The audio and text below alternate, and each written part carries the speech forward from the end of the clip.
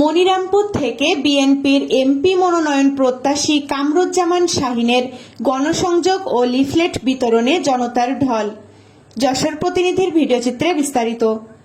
আগামী জাতীয় সংসদ নির্বাচনে যশোর ৫ মনিরামপুর আসনে বিএনপি সমর্থিত সম্ভাব্য এমপি প্রার্থী যশোর জেলা বিএনপির সাবেক সহসভাপতি, মনিরামপুর উপজেলা বিএনপির সাবেক সভাপতি, সাবেক উপজেলা চেয়ারম্যান ও চালুয়াহাটি ইউনিয়ন পরিষদের সাবেক বারবার নির্বাচিত চেয়ারম্যান মরহুম আলহাজ মোহাম্মদ মুসার জ্যেষ্ঠ পুত্র, চালুয়াহাটি ইউনিয়ন বিএনপির সভাপতি, বিশিষ্ট সমাজসেবক মোহাম্মদ কামরুজ্জামান শাহীন মানুষের ভালোবাসায় সিক্ত হয়েছেন।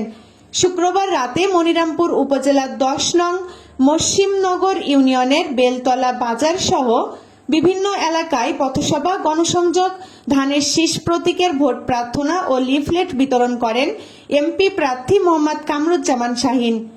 এ সময় কর্মী সমর্থক সহ সাধারণ মানুষের ভালোবাসায় সিক্ত হন তিনি।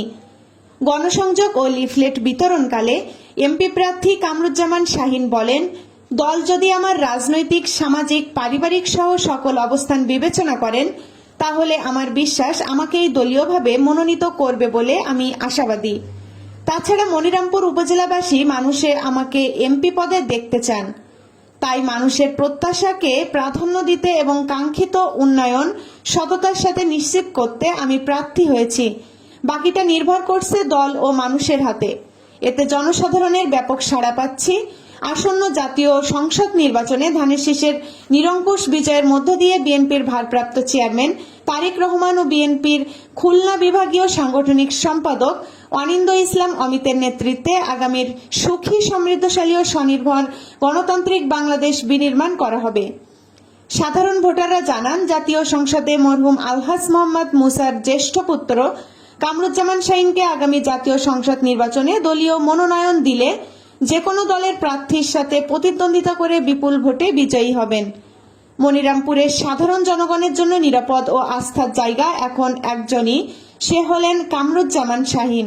শাহীনকে এমপি হিসাবে মনিরামপুর দেখতে চাই এবং আগামী দিন যাতে সে তারেক রহমানের কাছে একটি আবেদন, সেজন্য আমাদের প্রিয় নেতা মনিরামপুর থানার ধানের শীষকে বাঁচানোর জন্য একমাত্র শাহীনকে উত্তরসূরি হিসাবে। তারা আরো বলেন, কামরুজ্জামান শাহীনের পক্ষে প্রতিটি গণসংযোগ ও পথসভা সহ রাজনৈতিক যে কোনো কর্মকাণ্ডে জনতার যেন ঢল নেমে আসে। তার ডাকে জনগণের স্বতঃস্ফূর্ত উপস্থিতি নজির সৃষ্টি করছে। জনমত যাচাই ছাড়া অজ্ঞাত কোনো কারণে কামরুজ্জামান শাহীনকে ছাড়া অন্য কাউকে এখান থেকে মনোনয়ন দিলে গুরুত্বপূর্ণ এই আসনটি অন্য কোনো দলের নিয়ন্ত্রণে চলে যেতে পারে বলে সাধারণ ভোটাররা মন্তব্য করেন।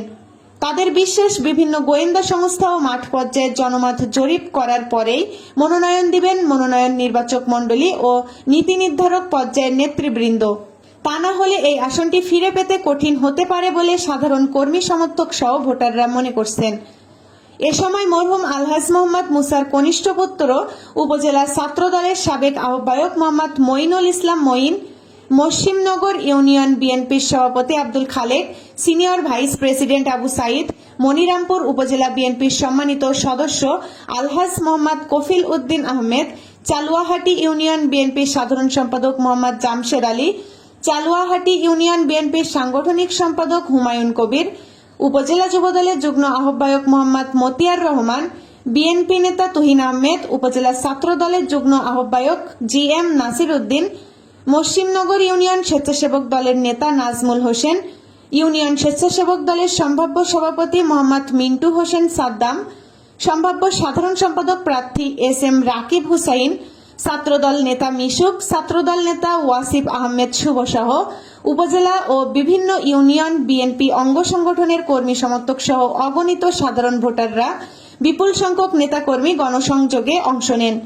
AB News desk report.